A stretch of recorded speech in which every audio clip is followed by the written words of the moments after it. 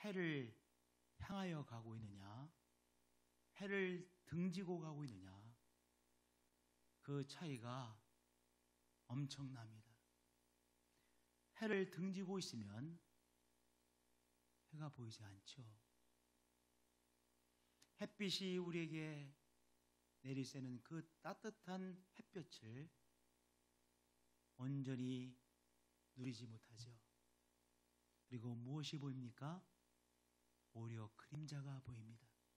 그래서 해를 등지고 걸어가면 그림자와 동행하게 되어집니다.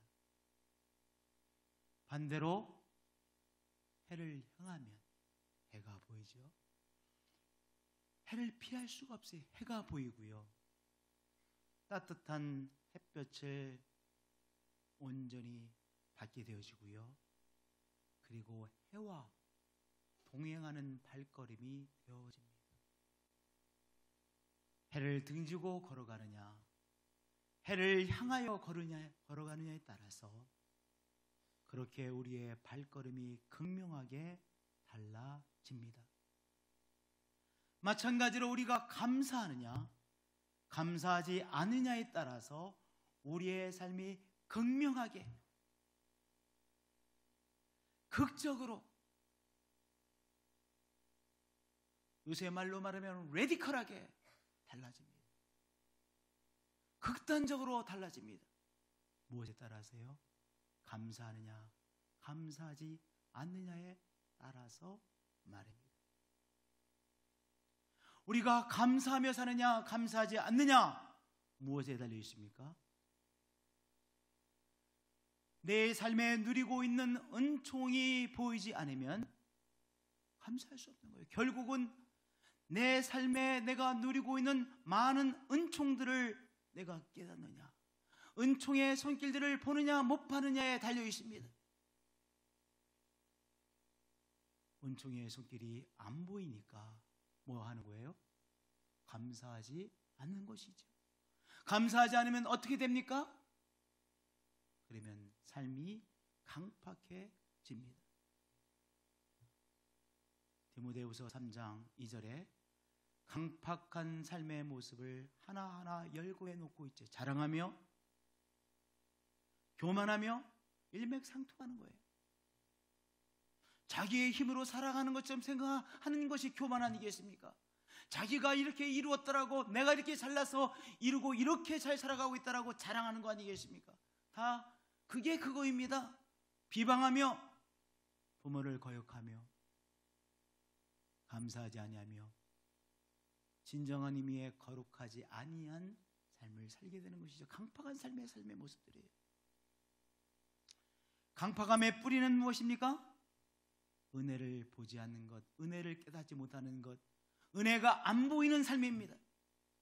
은혜의 손길들이 느껴지지 않고 깨달아지지 않고 보이지 않으니까 은혜의 손길을 무시하고, 그러니까 당연히 감사하지 않고, 그러면 우리의 삶이 한마디로 악해집니다. 악하다는 핵심은 무엇입니까?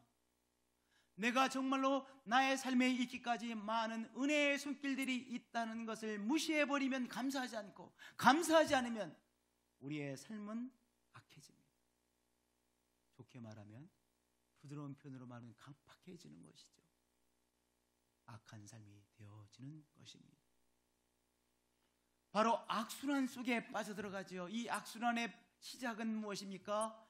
내 삶에 주어진 많은 은혜의 손길들을 보지 못하고 무시하고 살아가는 것입니다. 그러면 감사하지 못하고, 감사하지 않고, 중심에 감사함이 없고, 생각에 감사함이 없고, 언어에 감사함이 없고, 그러면 삶은 악해집니다. 이 악순환은 점점 강해집니다. 그래서 3절에 보면 한층 더 강해진 악한 삶의 모습을 열거하고 있습니다. 느껴지지 않는 거예요. 무정하며 그것이죠. 그리고 자기 속에 맺혀진 것을 풀지 못해요.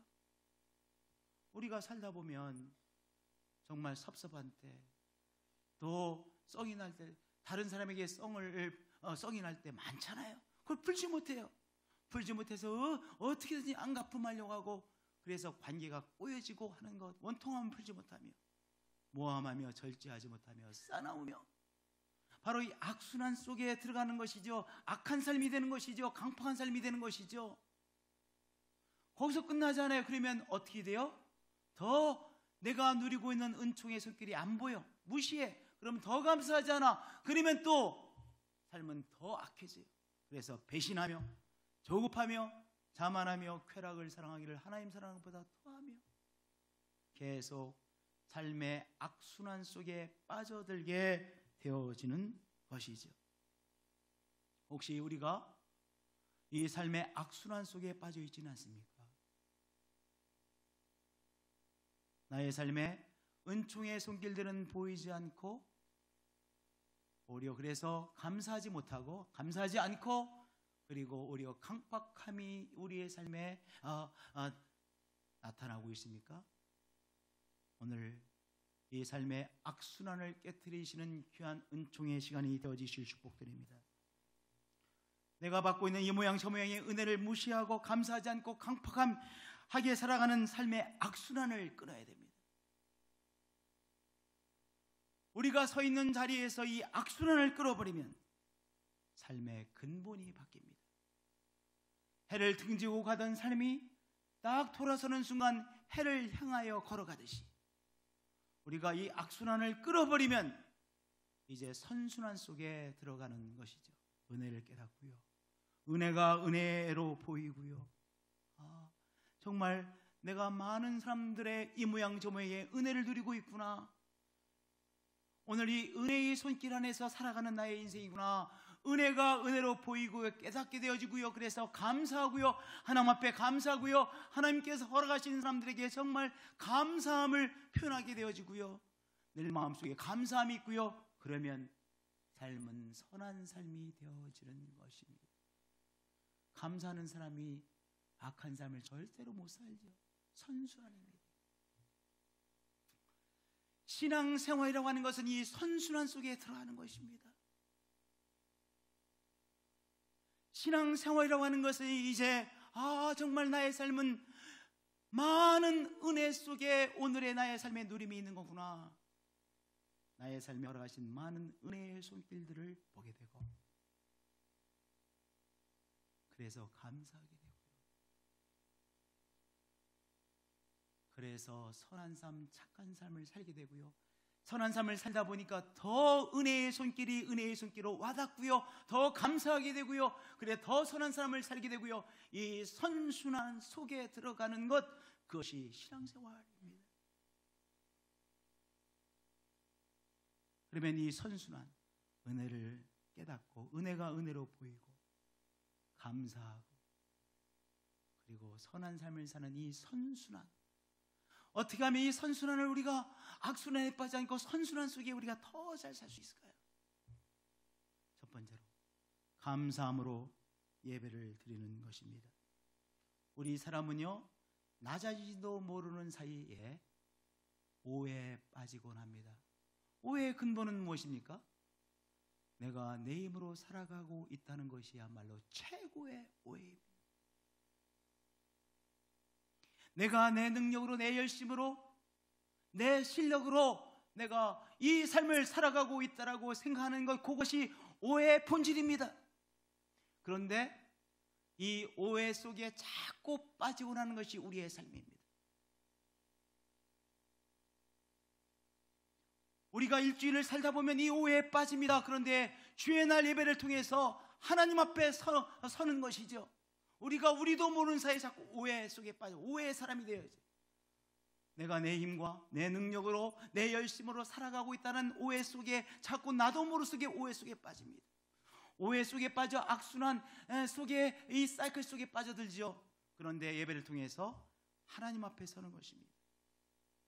맞아, 하나님께서 나에게 주신 이 모양 저 모양의 은혜로 사는 것이지,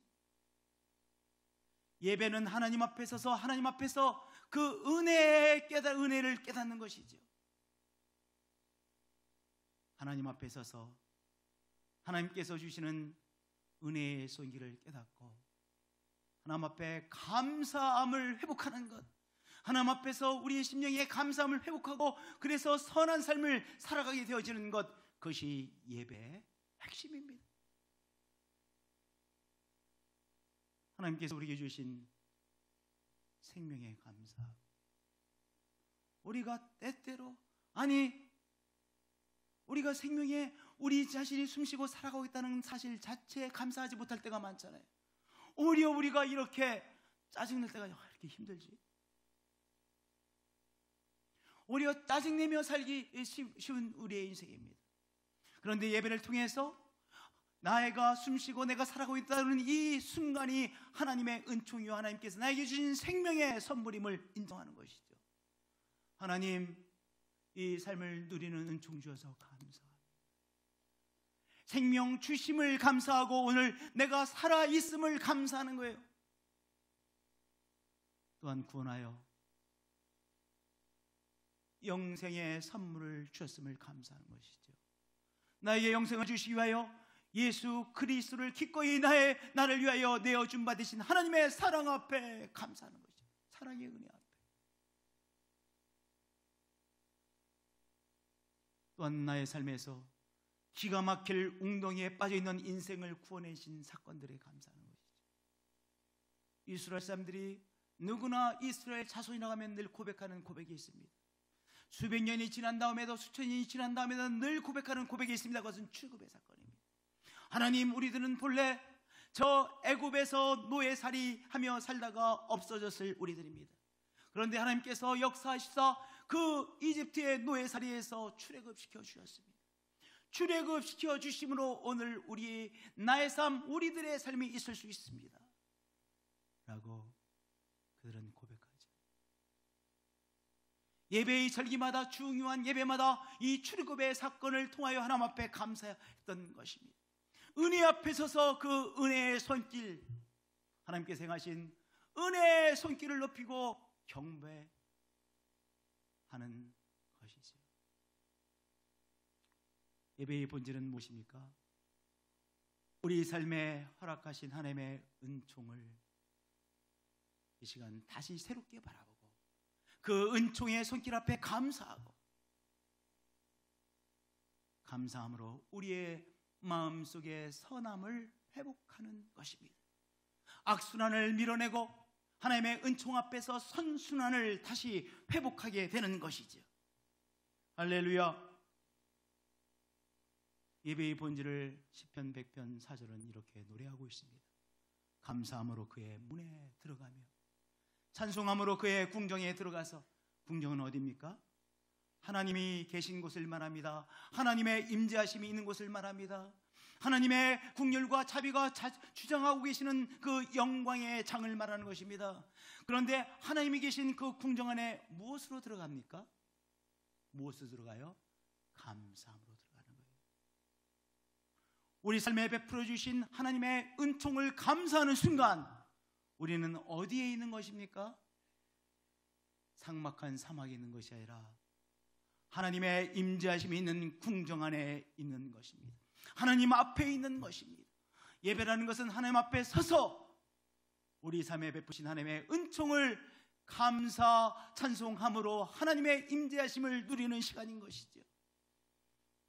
우리가 삶을 살아가면서 빠진 그 오해들, 나의 힘, 나의 능력으로 살아가고 있던 오해들, 내가 어떻게든지 살아남아야 된다고 하는 그 오해들을 떨쳐내고 하나님께서 나에게 주시는 은총을 바라보고 감사함으로 그 선순환을 체험함으로 나아가는 것입니다.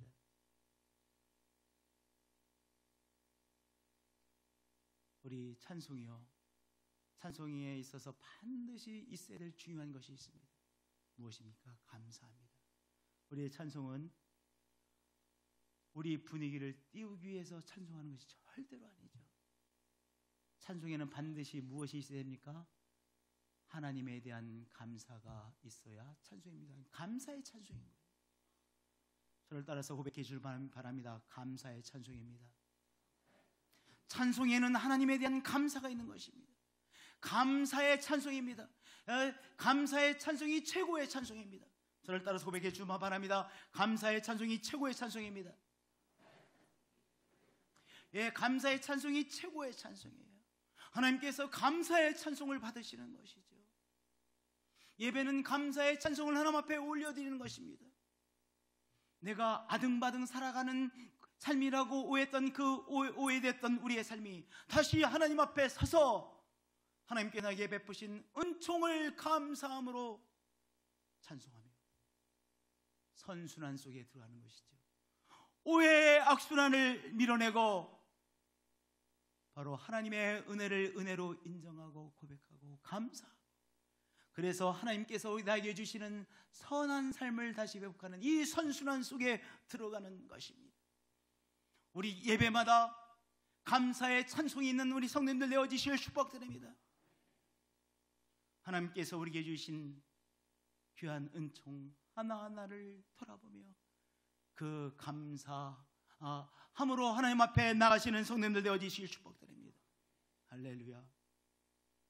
구원하여 주셨음을 감사하고요, 나에게 생명을 주셨음을 감사하고요, 기가 막힐 웅덩이에서 끌어내어 주신 하나님의 은총을 감사하고요, 가족들을 주셨음을 감사하고요, 귀한 신앙 공동체를 주셨음을 감사하고요, 하나님 앞에 서서 감사하는 것이죠. 그러므로 선순환 속에 들어가는 것입니다. 두 번째는 하나님의 세밀한 손길에 감사하는 것입니다. 하나님의 은혜는 세밀합니다. 하나님의 생명의 원리들을 보세요. 세밀하잖아요. 이 과학을 공부하시는 분들 세밀하잖아요. 얼마나 세밀하게 생명들이 작동되어집니까? 하나님의 은혜는 세밀합니다. 그렇기 때문에 우리의 삶에 베푸시는 하나님의 은혜를 우리가 세밀하게 보게 돼요. 우리 가운데 베푸시는 하나님의 은혜가 세밀하시기 때문에 우리가 어떻게 해봐야 돼요? 세밀하게 돌아봐야 돼요. 세밀하게 보이면 무엇이 보입니까? 우리 삶에 베푸시는 하나님의 은혜의 세밀한 손길이 보입니다. 그 하나님의 세밀한 손길을 세밀하게 발견하고 세밀하게 감사합니다. 우리가 세밀하게 봐야 우리에게 주시는 하나님의 세밀한 위로하심이 보여요. 하나님께서 우리를 세밀하게 위로해 주시죠. 우리가 정말로 때때로 하나님이 주시는 위로함이 필요하잖아요. 하나님의 위로가 필요한 인생이기에 하나님께서 위로해 주시는데, 하나님께서 거칠게 위로하지 아니하시고 폭풍처럼 위로하지 아니하시고 산들바람처럼 세밀하게 위로해 주세요. 그러니까 우리가 우리의 삶을 세밀하게 바라봐야 무엇이 보입니까? 하나님께서 우리에게 주시는 세밀한 위로하심이 보입니다. 그 세밀한 위로하심을 세밀하게 발견하고 감사하는 것이죠.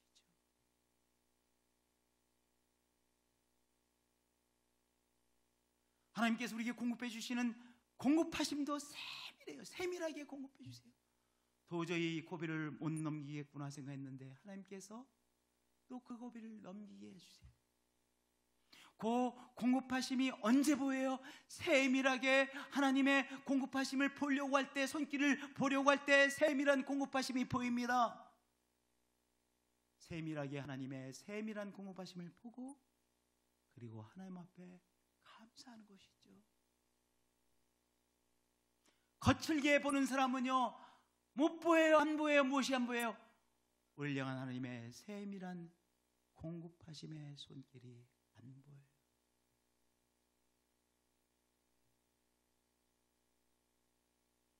우리 김바울 목사님께서 오늘 희년센터를 광고하시면서 이런 생각이 들었어요. 우리 희년센터를 위해서 바자회도 하고 또 예뜰샵에서 여러분들이 가지고 오신 것을 또 여러분들이 사가시고 뭐 이렇게 했잖아요. 고추장도 팔고. 그래서 5천만 원의 수익이 올렸어요. 여러분들 5천만 원 헌금하신 거예요. 바자회나 고추장 사가지고 가시고, 고추장 담으시고, 고추장 사가지고 가시고, 옷 가져오시고, 옷도 사가지고 가시고, 이렇게 해서 5천만 원을 헌금을 했어요. 그리고 하여튼 공동 이 희년센터를 이제 2020년에 할 그 계획을 가지고 했는데,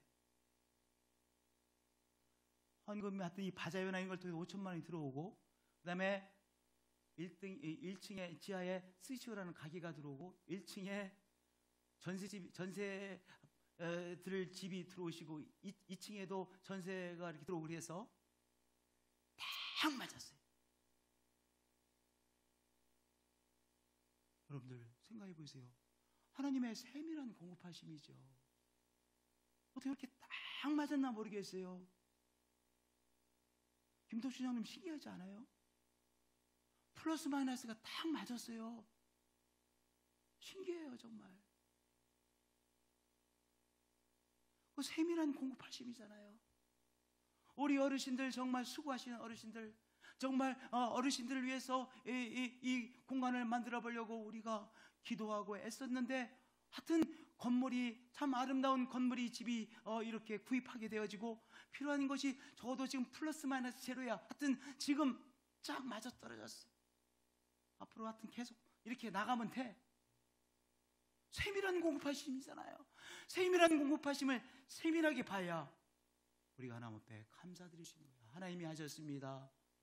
하나님께서 이 공간 우리 어르신들이 정말 기뻐하며 그리고 정말 사랑을 공급받으며 함께하는 귀한 신앙의 공동체가 이루어질 것을 믿습니다. 감사합니다. 하나님이 하신 것입니다. 앞으로도 하나님이 하실 것입니다 라고 감사하고 더 믿음으로 나가잖아요.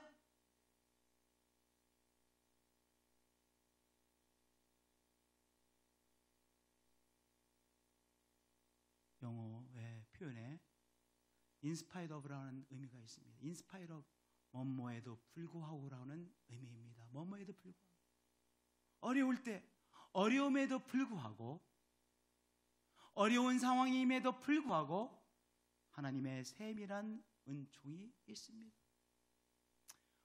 우리의 삶에 어려움이 없는 것도 신기한 거예요. 왜냐하면 우리의 삶에 여러 가지 면이 있잖아요.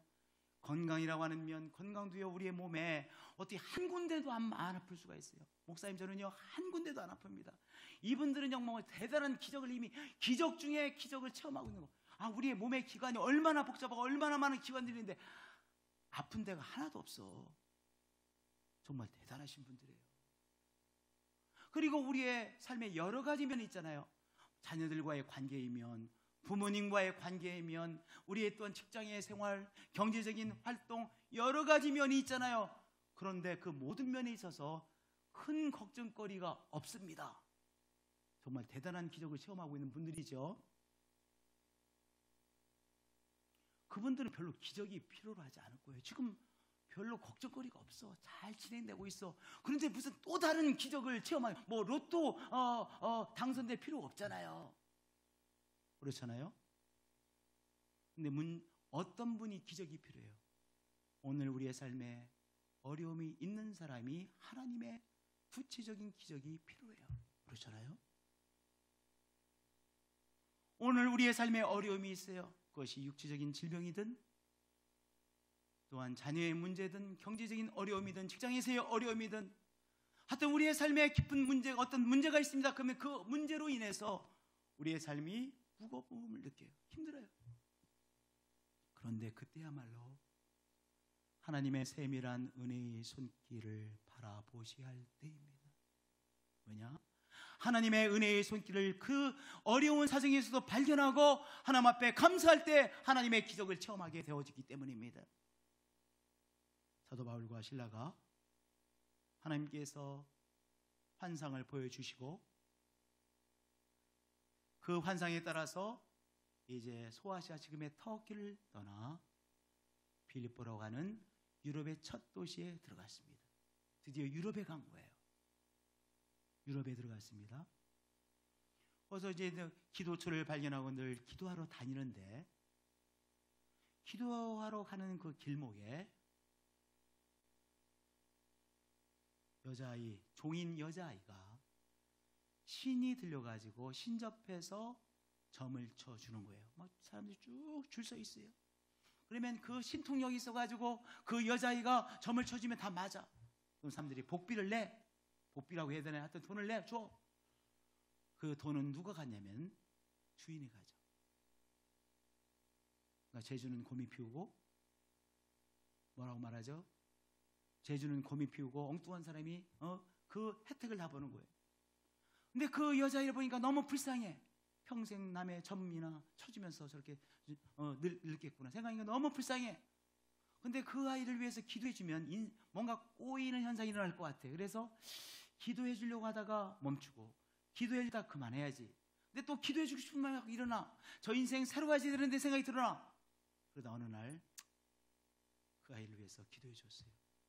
그래서 귀신이 떠났어요. 얼굴이 달라졌어요. 귀신이 떠나면 얼굴이 그 순간적으로 달라집니다. 인상이 달라져요. 인상이 달라져.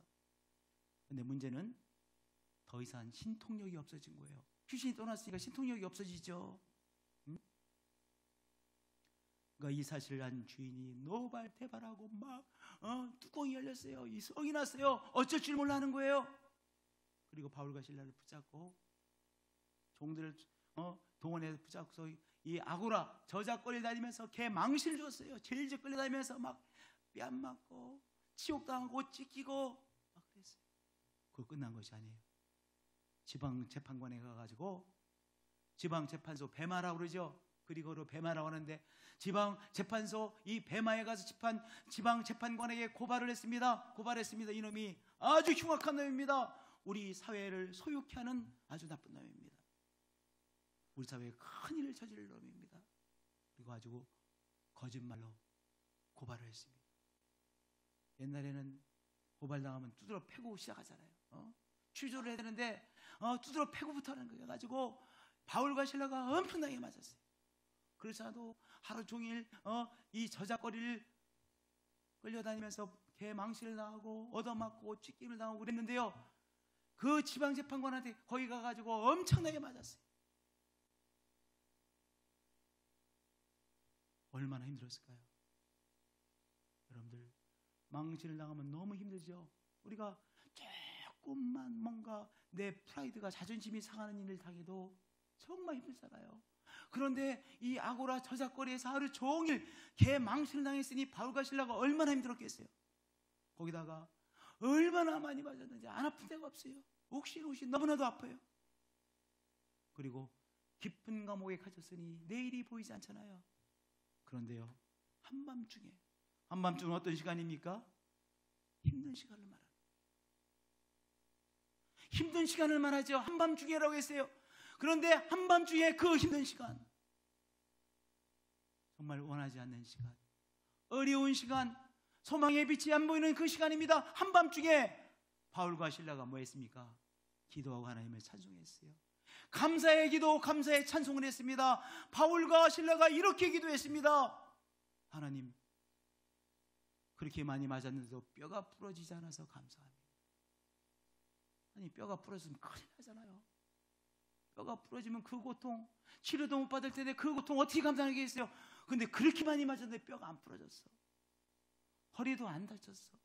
옛날에 무식하게 맞다가 허리에 잘못 맞아가지고 허리 다친 경우 많았잖아요. 그렇게 많이 매를 맞았는데 허리도 안 다치고 뼈도 안 다쳤어. 하나님, 뼈 다치지 않고 허리에 안 다쳐서 감사합니다. 감사의 기도를 했어요. 신라는 또 이렇게 감사했습니다. 사도 바울과 함께 갇히게 돼서 감사해요.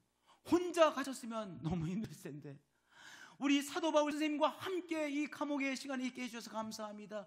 기도의 시간을 주셔서 감사합니다. 실컷 기도하겠습니다.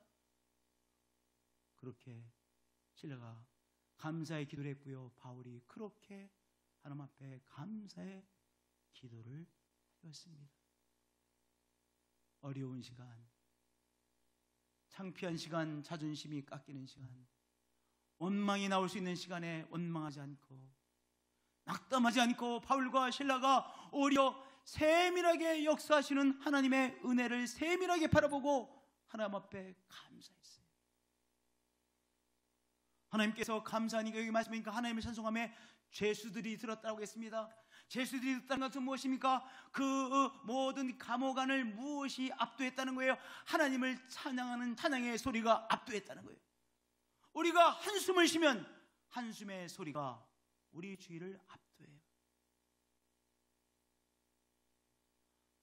미치겠네 하면 미치겠다라고 하는 상황이 우리를 압도해요. 그런데 감사 찬양하면 감사의 찬양이 우리의 상황을 주장하게 되어지는 것이죠. 그러면 나가서 하나님이 역사하시는 거예요. 여러분들, 그게 믿음인 거예요. 하나님께서 어떻게 역사하셨어요? 옥토를 흔드셨어요. 옥토를 하나님께서 흔들기 시작하셨습니다. 언제요? 그 어려운 상황이었음에도 불구하고 인스파이러브의 어려운 상황임에도 불구하고 바울과 실라가 세밀하게 하나님의 은총의 손길을 감사할 때 하나님은 역사하셔서 옥토를 흔들어 놓으셨어요. 그래서 옥문을 여셨습니다. 그리고 그들을 묶고 있는 죄인을 열으셨어요. 풀으셨어요. 하나님의 역사하심이죠. 사랑하는 성도님들, 어려운 때야말로 어려움에도 불구하고 뭐 해야 될 때요? 세밀하게 감사의 제목들을 발견하실 때입니다. 세밀한 하나님의 은총의 손길들을 발견하시고 그 세밀한 은총 앞에 감사하시는 여러분들이 되어지시길 축복드립니다. 그러면 하나님께서 우리를 주장하십니다. 어려운 상황에 하나님께서 주장하시고 역사하시는 것입니다. 할렐루야. 사도행전 16장 25절 꼭 기억하시기를 바랍니다. 어려울 때는 하나님의 기적이 필요할 때이죠. 세밀하게 역사하시는 하나님의 은혜의 손길을 세밀하게 감사 찬양하세요. 그럴 때 하나님의 귀한 역사, 세밀하신 역사가 일어나는 것입니다. 할렐루야. 어떻게 감사할 수 있어요? 하나님께서 우리에게 주신 사람들에게 감사하는 것입니다. 하나님께 감사하면 됐지 사람에게 감사할 필요가 없다라고 말하는 사람이 있어요. 여러분들, 눈에 보이는 사람에게 감사하지 못하면 어떻게 눈에 보이지 아니하시는 하나님에게 감사할 수 있겠습니까? 이 두 가지는 깊이 관련성을 갖고 있는 거예요. 우리가 사람에게 감사할 때 눈에 보이지 아니하시는 하나님에게도 감사하게 되는 거예요. 또 하나님에게 정말로 감사하는 마음이 있으면 내가 은혜를 입은 사람에게도 감사하게 돼요.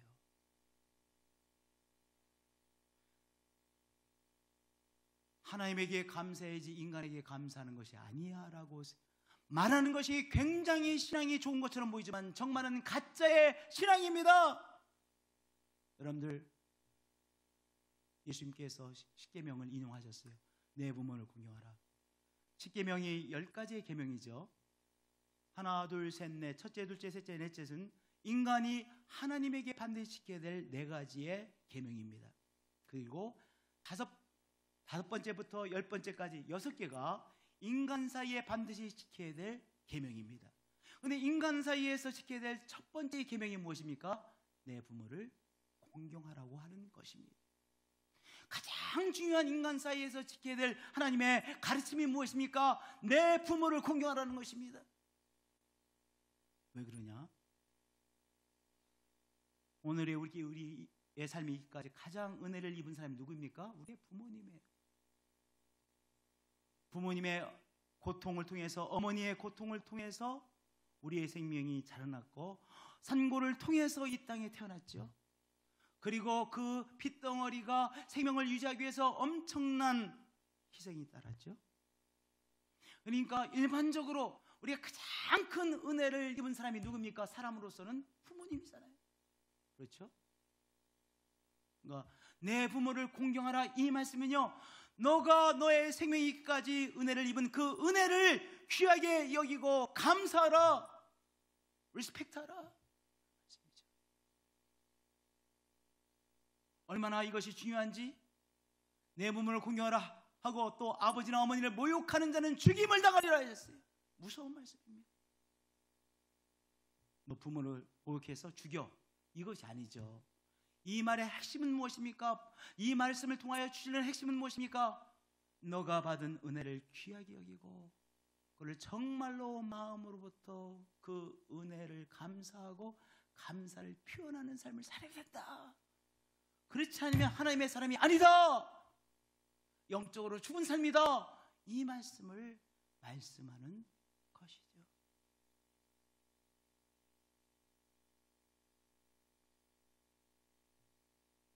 이 말씀을 예수님께서 인용하셨는데요.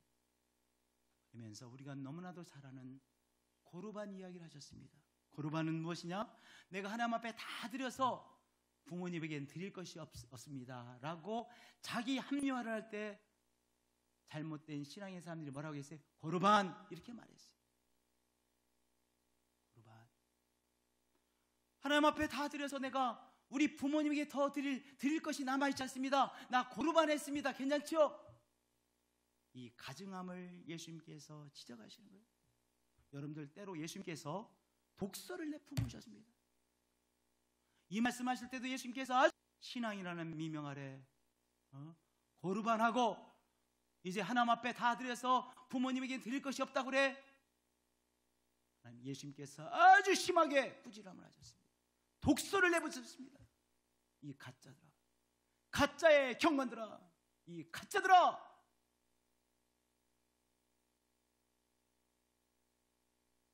여러분들, 눈에 보이는 하나님께서 우리에게 은혜를 베푸신 사람들을 정말로 감사하려고 애쓸 때 하나님께서 그 사람들에게 드리는 감사를 하나님께서 받으십니다. 여러분들, 오늘의 우리의 삶이기까지 우리 예쁜 귀한 손길들이 있죠. 부모에게서 받은 상처를 이야기합니다. 한 번 했으면 됐어요. 한두 번 했으면 됐어요.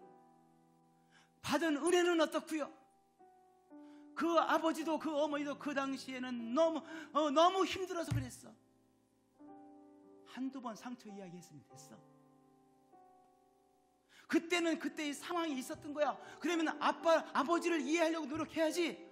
엄마의 어려움을 이해하려고 노력하면 되는 것이지, 맨날 입만 벌리면 아버지가 나에게 준 상처, 엄마가 나에게 준 상처, 할아버지가 나에게 준 상처, 할머니가 나에게 준 상처, 끝도 없어. 그래서 상처 속에 사는 것은 당연하다고? 그것을 벗으라는 것이 신앙이에요. 받은 은혜를 보는 거예요. 받은 은혜를 보려고 애를 쓰는 것이죠. 그것이 신앙이에요. 해를 향하여 돌아서는 거예요.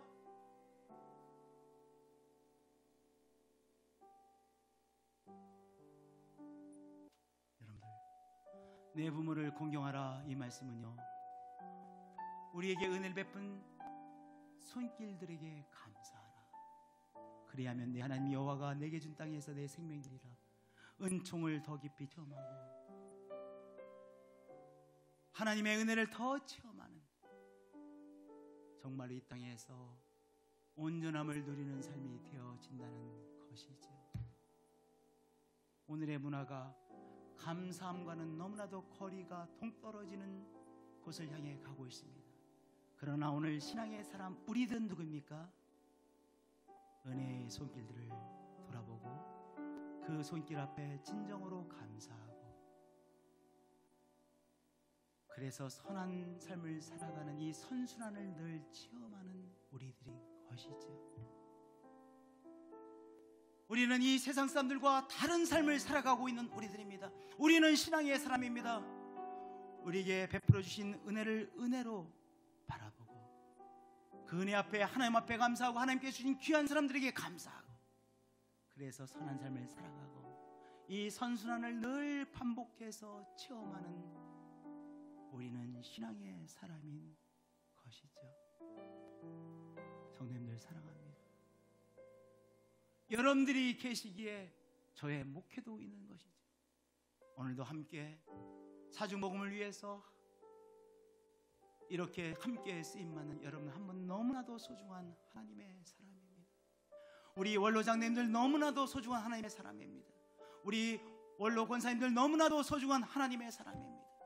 명예 장로님들, 명예 권사님들 너무나도 소중한, 늘 함께 해주신 너무나도 귀한 분들입니다.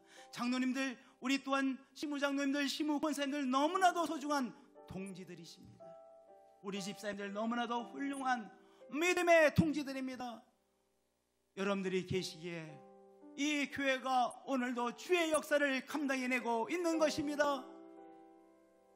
이 선순환 늘 체험하시는 우리 한 분 한 분들이 되어지시기를 예수님의 이름으로 축복드립니다. 하나님 사랑